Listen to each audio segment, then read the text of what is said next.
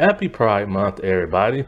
This is the Sliders Review. I'm here today to talk to you about how Star Trek Discovery failed its LGBT characters. So, this is primarily just about the LGBT characters, not the stars, because some of the stars that are LGBT in this, like Mary Wise and the actress who plays the con officer, Mary is bisexual, and the con officer lady, she is a lesbian. I don't even know if she's bi or not, but I know she's married to a woman. And they play straight characters on the show. So, not the stars, just like, the actual characters and stuff. Because I feel that their inclusion into the show was mishandled, not just from an LGBT perspective of how their characters could have been portrayed, but also as just a Starfleet character, how the show let them down. And because, when it comes to this show, I've said this before, they let all the characters down in this show, in my opinion. Straight, LGBT, it don't matter. They just let them all down. But this is going to focus on, of course, because it's Pride Month, the LGBT characters. But originally, this video was supposed to be about Dr. Colbert and everything. Because I felt like they let him down as a Starfleet medical officer. And it always pissed me off because he does everything but medical stuff on the show. But then originally that video got morphed into, the Pride Month because that was coming up and stuff. So I'm like, oh, okay. Then I started thinking about his family, that he's married and has a kid. And I'm just like, they let them down as well. So that's how it morphed into this video. Also, let me state, I am not a part of the LGBT community. I am a straight man who is an outsider looking in and an ally who supports the LGBT because I see them how they are mishandled and mistreated in society, and I do not like that because they are people, but they are not treated as people and stuff. And so some might agree with what I say, some may not. Some of the LGBT community people might not agree. So they might feel like the show did them justice. That's your opinion, your interpretation. This is mine. And so with that all said, I've stated before whenever I rant about Discovery, because Discovery is one of my least favorite Star Trek series. It's the one that shocked the crap out of everybody with how different the show was and everything. Different in the sense that it was dark and gritty and didn't resemble Star Trek and changed a lot of the continuity around. However, I have to give the casting department of Discovery credit because this show has the most LGBT actors and actresses than any other Star Trek series. The other ones don't have none. They didn't have no LGBT characters or stars. This one has like tons of them and everything. It's pretty much the majority of the cast. Only problem is some of those casts are main and others are recurring. And so with all this said, like, it's hard to depict LBT storylines, I guess you could say, like dramatic storylines, like you would see in modern day television, like with somebody coming out or them mistreated because of how they are, or something, or not allowed to marry or something like that.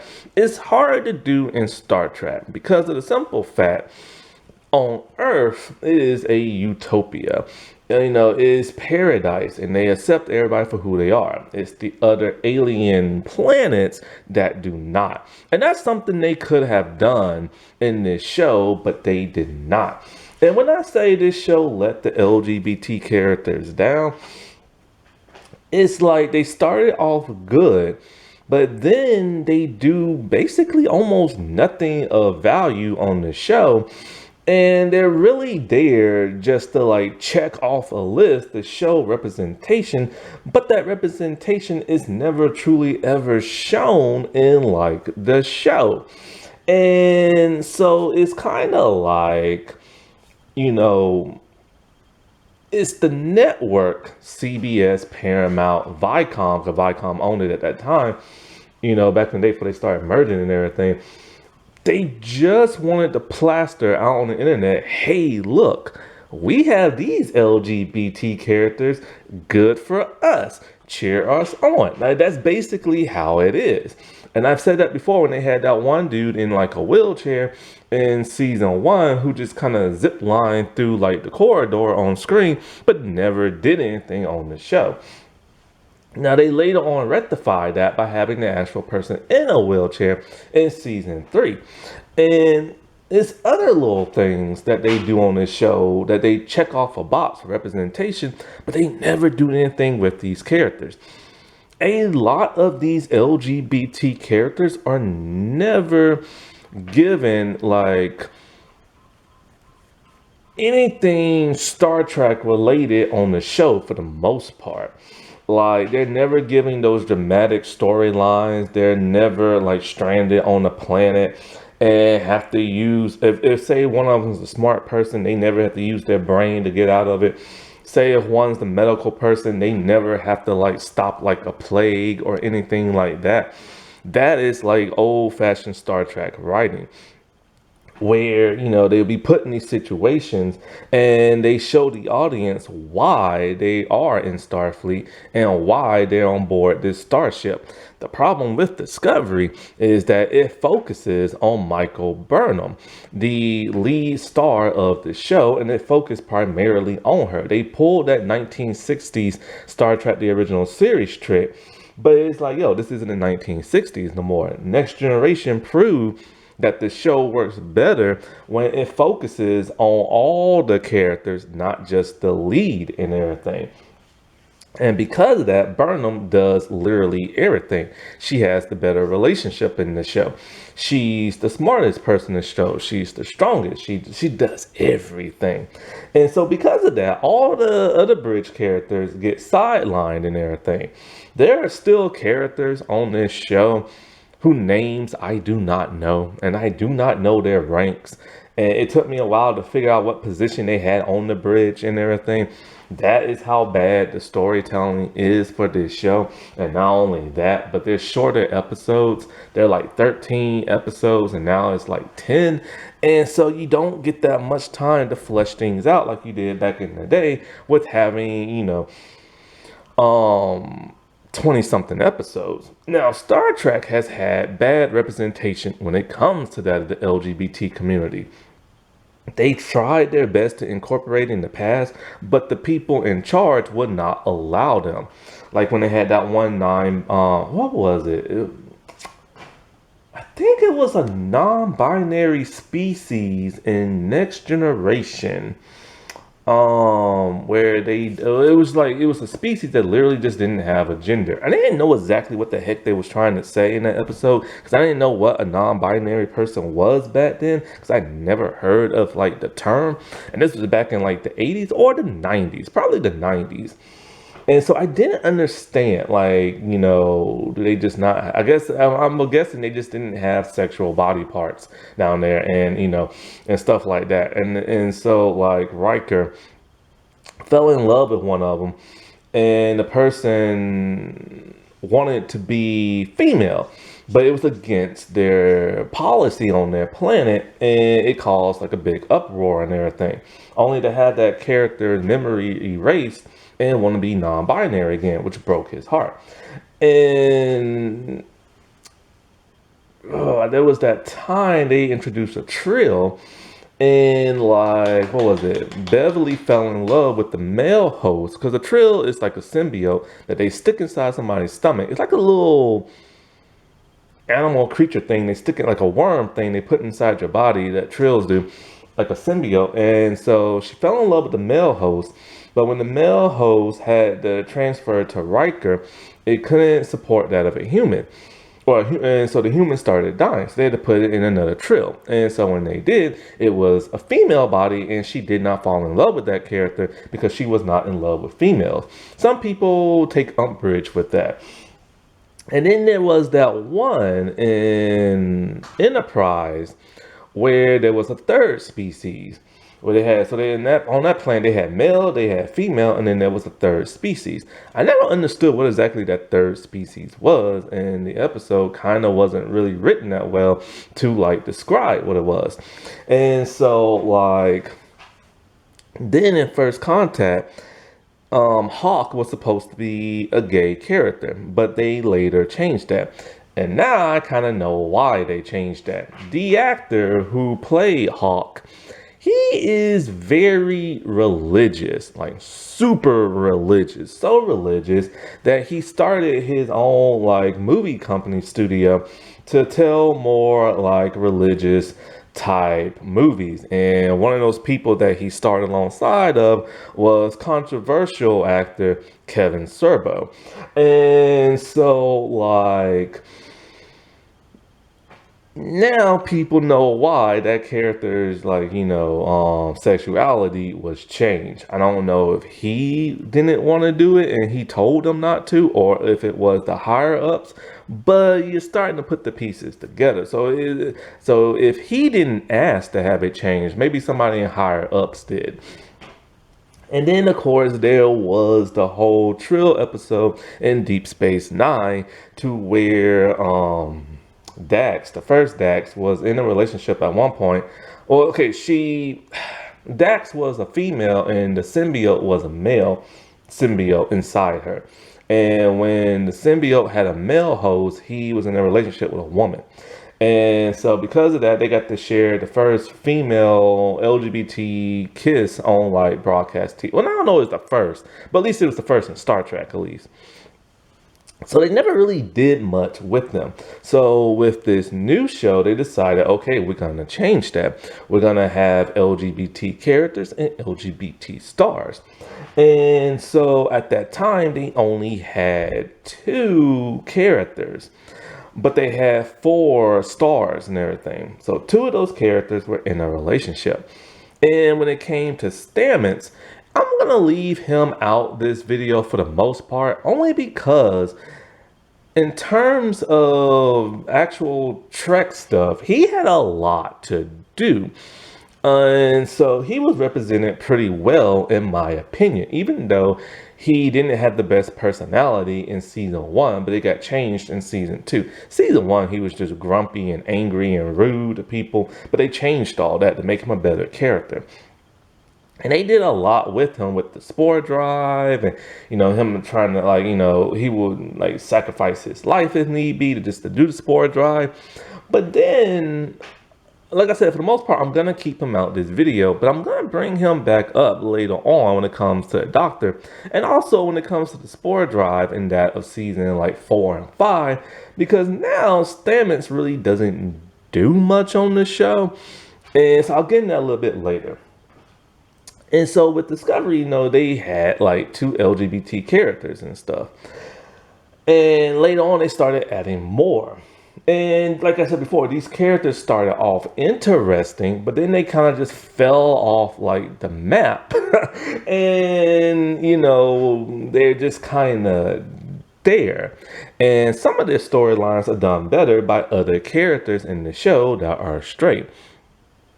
So I will start off with Adira Tall. So in season 3, it was announced by maybe CBS or Paramount, something, that they were going to add a transgender character and a non-binary character on the show that was played by an actual transgender and a non-binary person. And this caused division in the fandom because real Star Trek fans didn't care and they embraced it. But those other Star Trek fans who claim to be Star Trek fans, who are part of that toxic YouTube, division in YouTube, they were angry about this, of course, because they don't want to see LGBT representation. And they claim we don't need it because we already had it back in those other episodes and characters I just named early on in my video.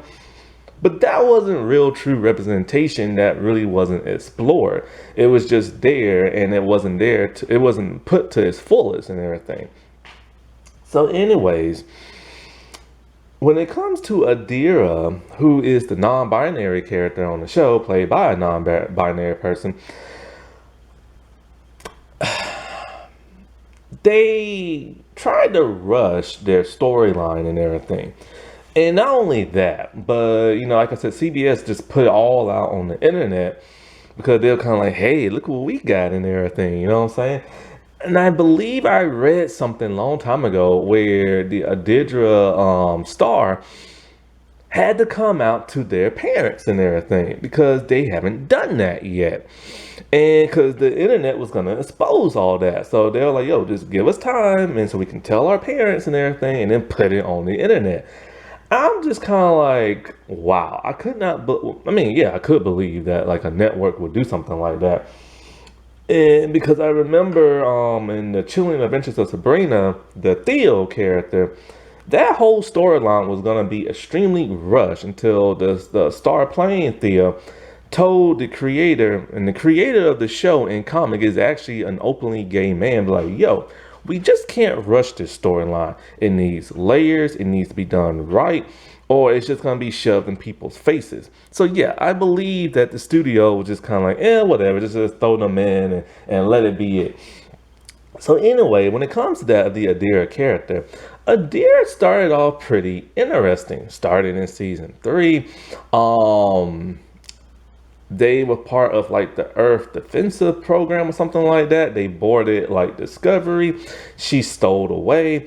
I don't even know if she was really even part of the defense part because she just needed to get on a starship to try to get to the Trill home planet. See, Adira is human and Adira's boyfriend is Trill. And their boyfriend died.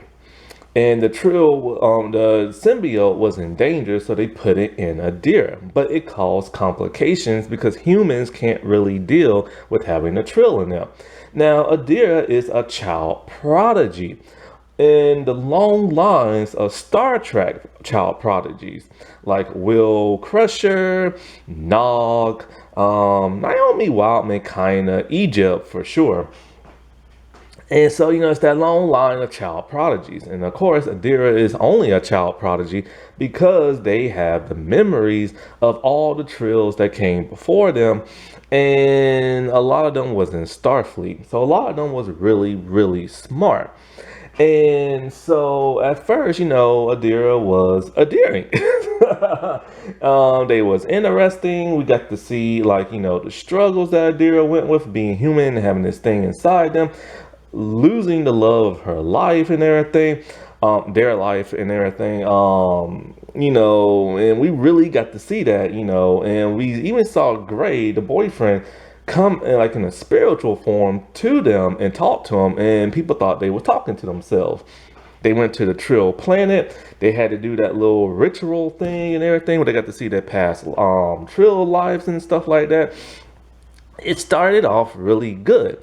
And then, Adira informed everybody that they want to go by them day, which is the first in Star Trek for somebody to go by that, because they never really felt like they was male or female because of the symbiote.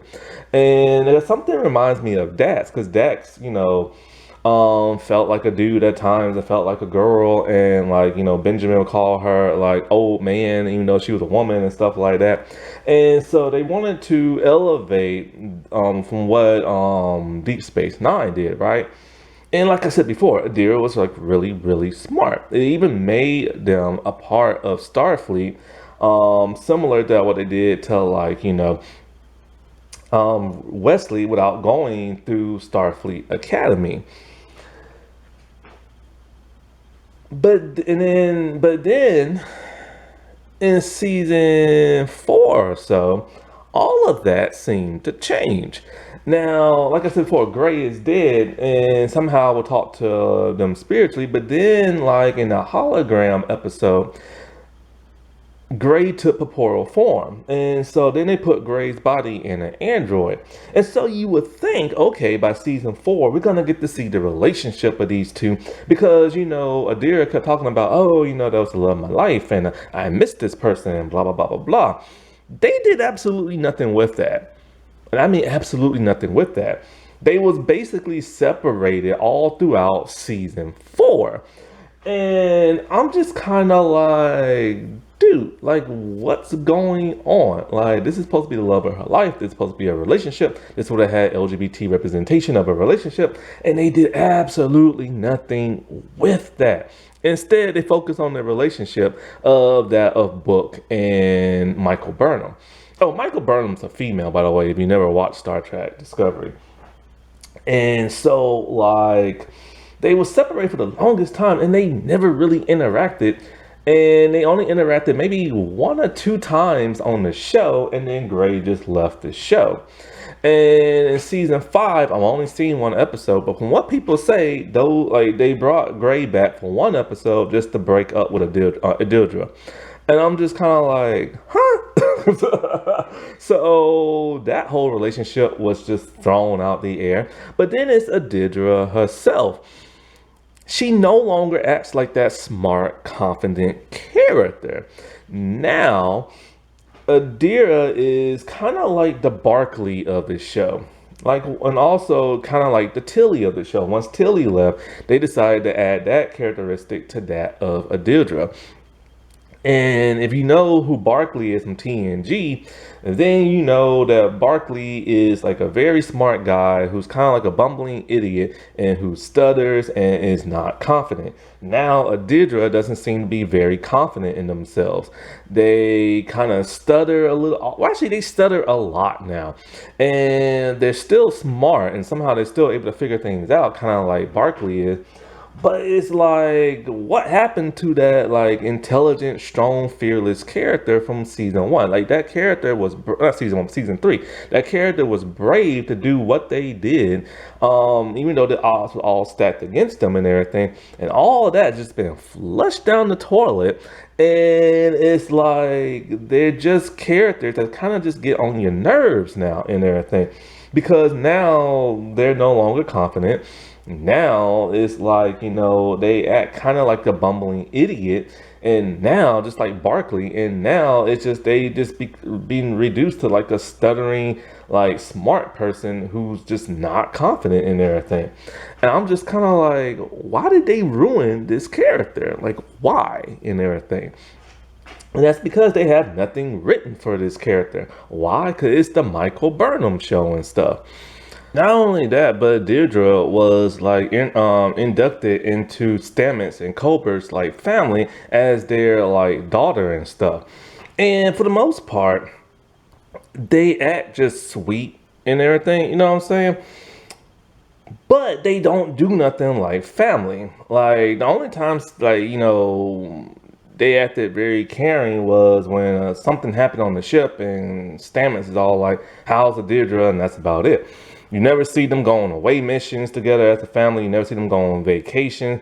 There's no family drama like it is in past Star Trek shows with family and stuff like that.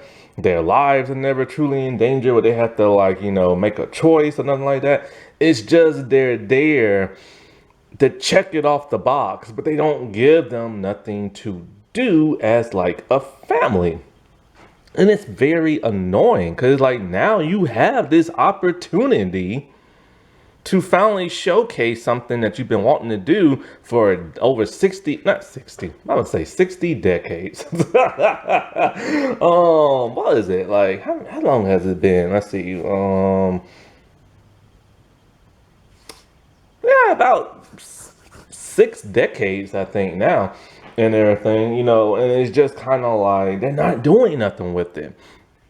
Speaking of Deirdre's boyfriend, Gray was advertised as the first like transgender, like, you know, star on Star Trek, and also character. And when it comes to Gray in season 3, it was never once stated in the show that he was transgender. So I thought, oh, okay. So they're just gonna let him play like a guy and stuff like that. That's cool and everything, without having him be like transgender and all this other stuff. They do that with a lot of characters and stuff. There's this one star who I think they said they're never gonna play. Okay, there is a transgender female actress. And I think she said she no longer wants to be put in those kind of storylines. She just wants to play like a female. So I thought that's what they was going to do with Gray. But then in the 4th season, they actually stated, yes, he is transgender and stuff.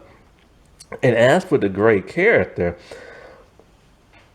this was the most pointless character ever, to the point where in season 4 I just felt so bad for like the actor and everything. So I'm all like, what are they doing? They're not doing nothing with him and stuff. And why I say that, because okay, in season 3 I knew they wasn't gonna do much because Gray was dead and the spirit was inside the symbiote and talking to Adidra. And they would have like conversations here and there. Then there's that one holodeck episode where somehow he was able to take physical form and he actually helped out with the radiation and stuff like that because he was a hologram spirit type thing. And so in season 3, we get to know a little bit about him. They get to do a little stuff. So it's like, okay, cool. So, but then in season 4, I think it was, they decided to give him an android body. And I'm like, oh, cool. So now he's going to be on the show. He's going to interact with the Dildra. We're going to get to see their relationship, yada, yada, yada. And that never happened. And like I said before, they barely had any screen time together because Adidra was like, a Starfleet officer and Gray was just there as like, a civilian on the ship. Gray never got no storylines, no nothing. And we will always see Gray interacting with the ship's computer because the ship computer started to take a life of her own and become an actual sentient being. And in that term, they would talk and everything about their experiences and stuff like that. So that was interesting. And he helped stand up for her when it was considered, should they get rid of the sentient being or not and everything. And that's really about it. And Gray only popped in like a few episodes. No real huge storyline of their own and just like nothing. And then they decided, okay, I'm going back to the Trill home planet to do something, work with like I think the government or something like that. So Gray left.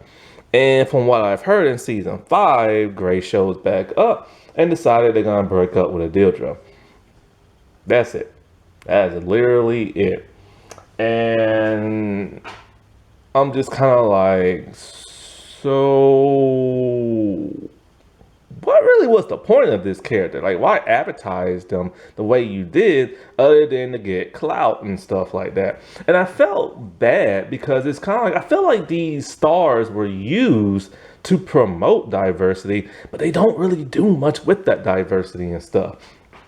And this is Star Trek we're talking about. Star Trek is known for making dramatic storylines and stuff and giving characters their due in the past, in the 90s. They don't do that no more because they do that in Strange New Worlds. In Strange New Worlds, everybody gets their due, but not in Discovery because it's the Michael Burnham show. Jet Reno. I've said this before. I don't like this character because this character is the chief engineer and we never see her on the show and she never does anything engineering like. Now, the character is a lesbian, had a wife, and the wife died. You would think there would be a storyline about the grievance of that, or like her trying to find love with somebody else and not able to because, she's still in love with her wife. Nothing like that. Nothing like that at all. This character is only here for comedic relief. This character basically just pops in and out the show, just standing around, making jokes, or berating a male officer and stuff, a higher superior male officer who's basically in charge of her and stuff. And because they want to show female empowerment, but that's not female empowerment. Being rude and nasty is not female empowerment and stuff. And when she's not that, she's snacking around, like just eating snacks and everything and making jokes. The only time I ever saw her do anything scientific wise was towards the end of season 4 when she was in engineering for one of the like few times she is in engineering and actually doing something, but she's not actually doing nothing in engineering really. And then she was kidnapped And she said some smart stuff. For the first time in the show, she actually said something scientific. I'm all like, oh, you are an engineer and everything. Now, there's a reason for this. There's a reason for the character being comedic relief, and there's a reason for the character never really being on the show. And that's because the actress who plays Jet, Tig, I think her name is friends with Alex Kurtzman, and she pitched the idea of being there to be the comedic relief, but she's busy filming other stuff. She was in Zack Snyder's zombie movie, and she does stand-up comedy and stuff like that. So her schedule is very busy, and she can't be on the show. With that said, why the heck is she even on the show? If her schedule is that busy where she can't be on the show and actually be a real Starfleet officer, recast the role with somebody else who can be there. Still make them a lesbian and everything, but like actually make them do engineering stuff. She never does anything engineering wise and stuff. And it's just kind of like she's just a character who's there. But she's been billed as a main star since season 2 to 4, but now it's just a guest appearance or a recurring character in season 5. And I'm just kind of like, I've been waiting for this character to do something other than make a sarcastic joke or be rude to a man or something like that, and they never do that. They don't have not one storyline for this character. And so to me, it's once again, it's a pointless character. Just like all the other characters on the show that's not Michael Burnham. Okay, I'm briefly going to get into Stamets now, only because, like I said, in terms of character development, he's been done justice. Like, he's all right, you know what I'm saying? They had a lot of good stuff going on with him in, like, the first 3 seasons and everything. But it was that 4th season where he kind of was just there. See, Stamets was a really rude, nasty man who was in a relationship with the doctor. He's a science officer, and he helped develop the spore drive. Not only that, but he had to test it out on himself, because I think they had like this creature who they would use for their experiment to navigate the spore drive, but then they had to stop because of a lawsuit the show had about stealing, like, characters from this video game, a one-click video game, who characters were very similar to that of, like, Star Trek Discovery characters and the whole spore drive and the animal and everything like that. So they're like, all right, they won their lawsuit. They're like, we have to get rid of this stuff. And so they got rid of the creature, and they started using him as kind of like the guinea pig, if you will. So he had to be the one navigate through the spore drive, being hooked up to the machine. His eyes turned black and everything like that. It took a lot of strain on his body. An extreme lot, even to the point of season 3 where it nearly killed him. So they later switched and gave it to this alien named Book. And by doing that, they really robbed Stamets of really the only real thing he ever contributed to the show, which is navigating the ship and taking that risk, and no matter what it took. And then in season 4, he was there to help, like, this one scientist try to locate this, like, entity that went around killing planets and stuff. And so, like, what is it? So that's basically the only thing he did in season 4. And so he was kind of in, kind of out, not really doing much other than just that. And I always felt that when they took away the whole spore drive thing with him, it really caused him to lose a bit of what made him interesting on the show. They took away his grumpiness and made him nicer. And that was for the better. And then he got into a better relationship with the doctor after they had that split and everything. So he always had really good character development until season 4. But still in season 4, he got to do stuff. It just wasn't as much as he normally did in the past. They kind of just dropped the ball on him a little bit in season 4. But Now it's time to talk about Dr. Hugh Colbert and everything. The one who is married to Stamets and the one who this video was originally supposed to be for. But I decided to add in more characters and stuff and change the video and title and stuff, because originally this video was entitled How Star Trek Discovery let down Dr. Colbert and stuff like that. So then I decided to change it around. Now, the reason why I say this is because, and just hear me out, I truly feel like Dr. Colbert is the worst Star Trek doctor in history. And the reason why I say that is because he's a doctor who never does medical stuff on the show. And the thing is, Star Trek, not Starfleet, Star Trek doctors are normally some of the most favorite characters in the show, starting all the way back to TOS with Bones McCoy, then Dr. Crusher in Next Generation, then the Doctor in Voyager, and then whatever that Doctor dude name was in Enterprise.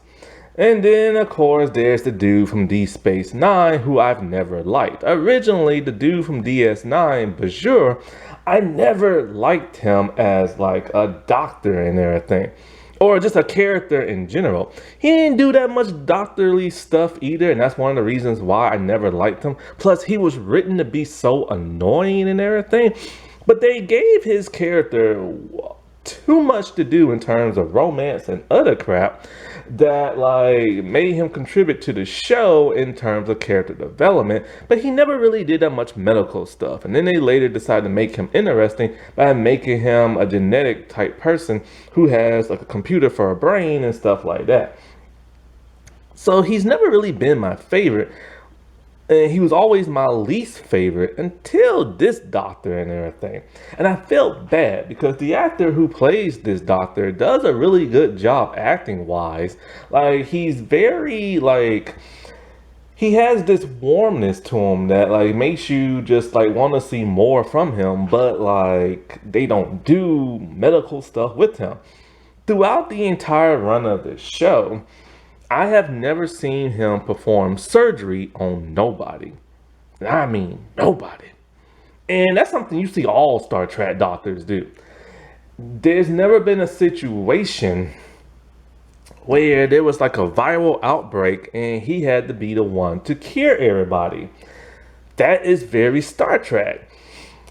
I have never seen him like go on an away mission that was medical for a medical reason, but he goes on away missions for other stuff. And the thing is like, the reason why I say he's the worst doctor ever is because they have him doing other stuff other than medical stuff. And the other stuff they have him do, I'm just like, how is he qualified to do this when he's a doctor?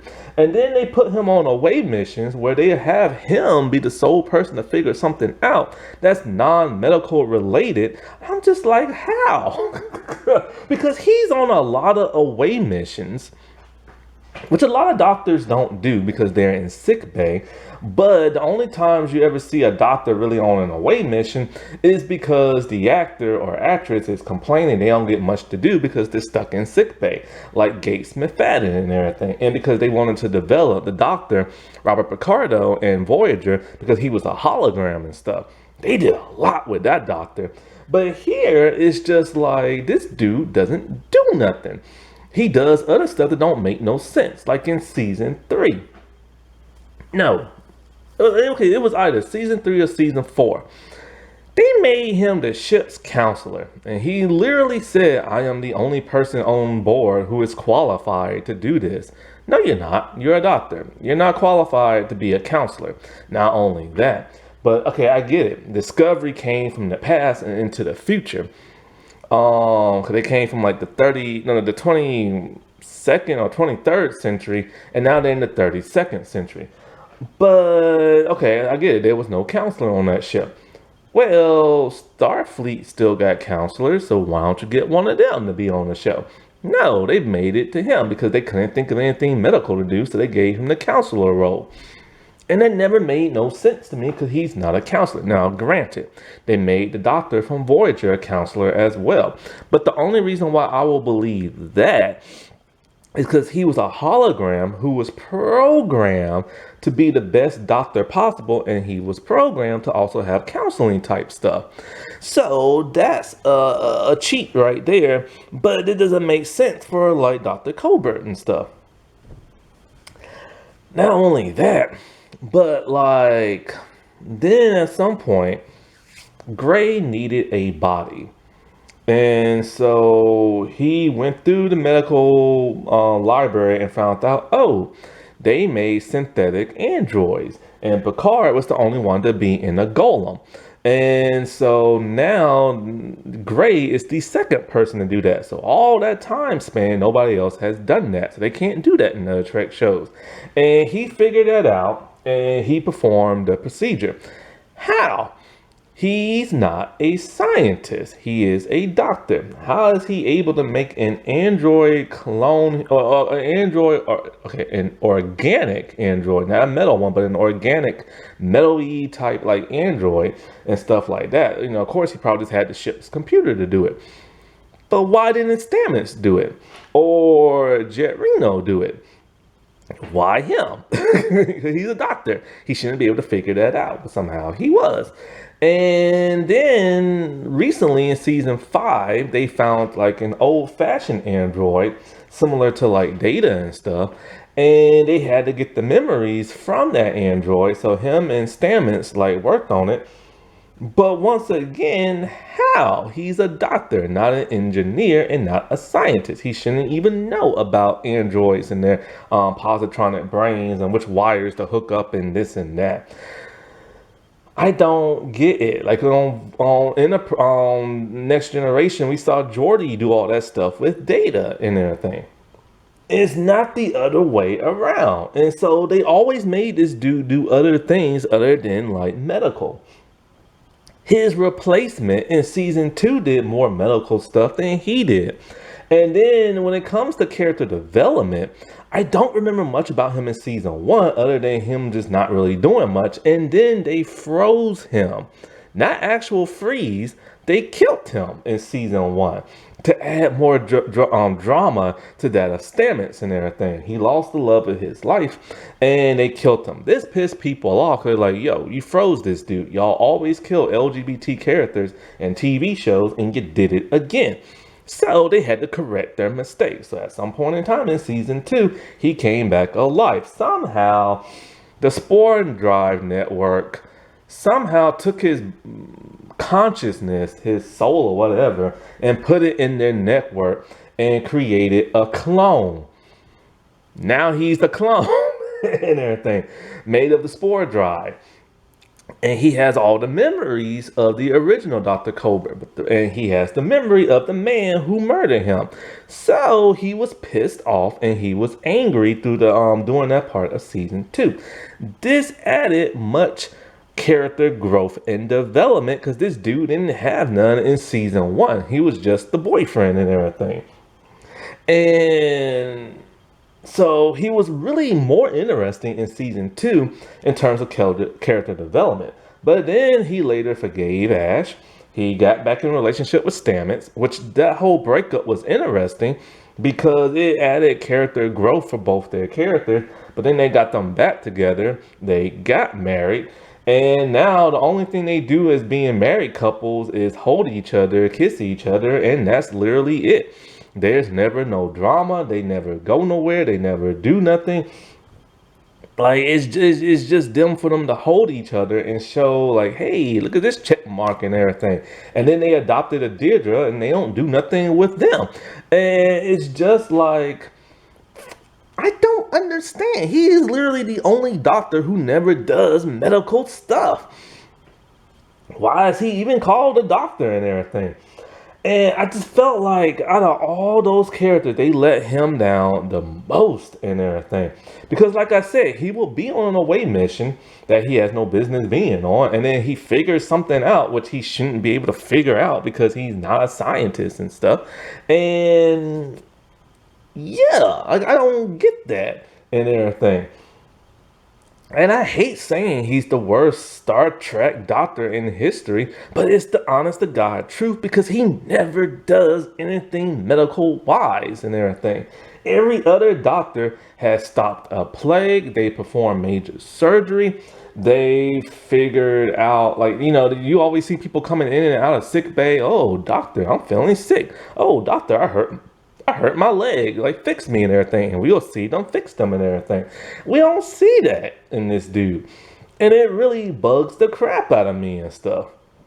So, yes, while Star Trek Discovery does deserve praise for having the most LGBT characters and stars, 'cause I didn't even mention the dude from season 4 who wanted to destroy that entity because they like, because we didn't find out he was gay until like much, much, much, much later and stuff. While they have had the most LGBT characters and stars, they tend to not do nothing with them or tend to not focus on anything about them other than them stating that they're LGBT or seeing them hold hands and like this and that. And it's very frustrating because now they have the chance when representation is at an all-time high and more communities are being like, praised and stuff, and they don't do nothing of value. They just do stuff to capitalize on that, to check something off a list, make people happy. But then they don't do nothing with like these characters. And you can tell they never had nothing intended for Dr. Colbert because they literally killed that man off in season 1 and everything. Only to bring him back because of fan backlash and stuff. And when they brought him back about season 3, they had nothing for the dude and everything. And it's frustrating, man, because this is Star Trek, and Star Trek has always been known for good dramatic drama type stuff. And they only focus on Michael Burnham and everything. And I just feel like they're more interested in saying they have representation by showing you the representation of their characters, but not doing nothing with that. Because they could have easily made a storyline where they went to an alien planet and say it's against the law for like, LGBT people or for them to get married or have kids or like whatever, you know what I'm saying?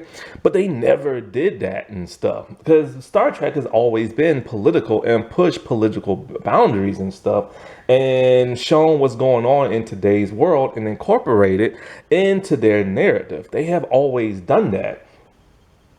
And, they just don't know how to write LGBT characters other than them holding hands, kissing, and saying they're in a relationship, but don't actually have them do anything. I mean, look at Raffi in 7 of 9 from the Picard series. That was supposed to be a joke, those two together. And then they like, oh crap, we gotta like actually do something with this in season 2. And all they did was fight and stand around and fight some more. Then in season 3, they broke up just for them to be together towards the end. And it's just kind of like, what the heck are y'all writing? I mean, and then like when I said before, like the whole Colbert and like Stamets relationship, the problem I have mainly with their relationship is there's never no drama no more. The drama ended somewhere in season 2. Now all the drama in relationships revolves around Book and Michael Burnham. Those two have a textbook relationship of classic Star Trek. They're together, they like each other, something happens where they have to disagree on something, and then they end up breaking up only to get back together, stuff like that.